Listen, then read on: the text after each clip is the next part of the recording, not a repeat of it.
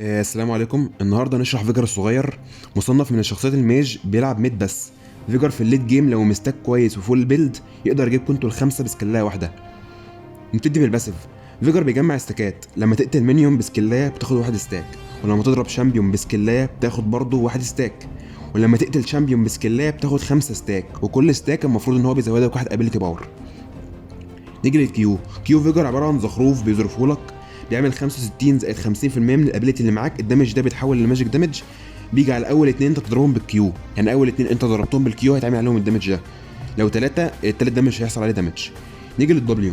الدبليو عباره عن نيزك خارق حارق بينزل في مكان معين وبيعمل 100 زائد 90% من الابيلتي اللي عندك، وكل ما تجمع 50 ستاك الدبليو ده الكول داون بتاعه بيقل بنسبه 10%. الاي بتاعت فيجر بقى هي عباره عن قفص بيطلع من الارض وبيدي ستان لاي حد بيلمس طرف القفص. الستان ده مدته 3 ثواني كحد اقصى.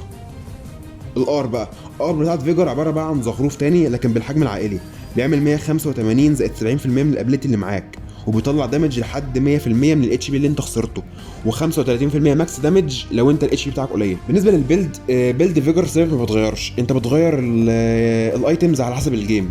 لو انت مثلا قصادك ناس كتير بتهيل بيجيب الموريلو، لو قصادك اساسنز بتجيب الايتم ده بتديك ارمور، لو قصادك ناس بتديك وان شوت وبتلعب ابيليتي بتجيب الايتم ديت اللي هي البانش فيل، بتديك ماجيك ريزيست وبتديك شيلد. الشيلد ده بيبلوك اي سكيل جاي عليك، والكول داون بتاعه 130 ثانيه.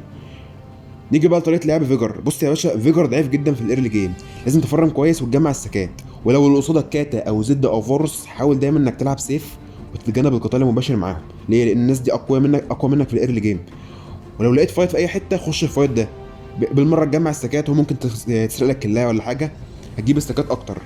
انت في الليت يا باشا بتبقى قوي جدا وصعب اي حد يوقفك، وحرفيا لو جمعت ستاك زي ما قلت لك وبقيت فول اتش بي انت ممكن تجيب اي حد وان شوت بسكلايه واحده.